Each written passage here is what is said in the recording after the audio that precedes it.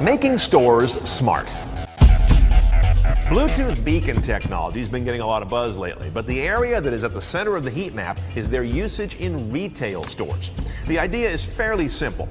A small device that runs on batteries would be installed on a wall, a countertop, or a ceiling of a retail store, and it could be many of them installed there.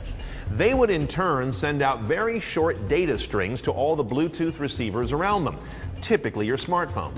And all of this happens on a new technology called Bluetooth Low Energy or Bluetooth Smart. It's different than the Bluetooth you use right now, primarily because it uses very little energy and it doesn't require all that tedious pairing and connection.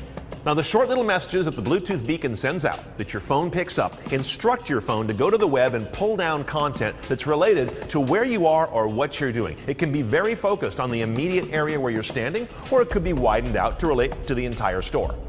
There's store proximity. Beacons could reach out to your phone on the sidewalk, let's say, to urge you to come into a store based on its products, special offers, or your past patronage. Then there's the check-in stage. A beacon just inside the door could trigger a reward for you coming into the store, tailored based on your customer history, and it could also tee up a pre-approved digital payment method for whatever you may buy. Then there's product information. As you stroll the store, the products in it would describe themselves on your phone screen simply by you approaching them. That information can be powerfully personalized because remember, the content's being served up by robust existing web servers, not that limited little beacon.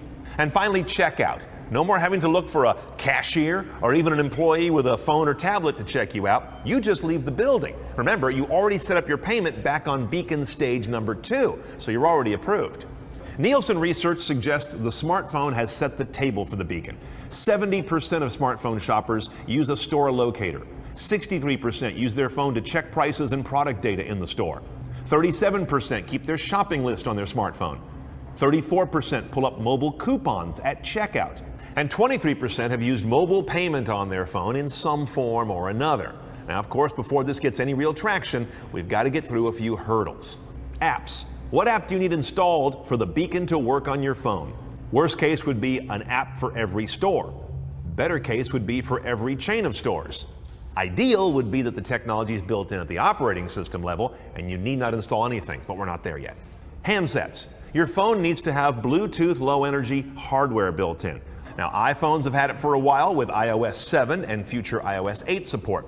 Android, Windows Phone, and BlackBerry have been supporting it at the operating system for a while, but it's going to be a while before it's ubiquitous on Android handsets. Not until 2018 will we get to maybe 90%.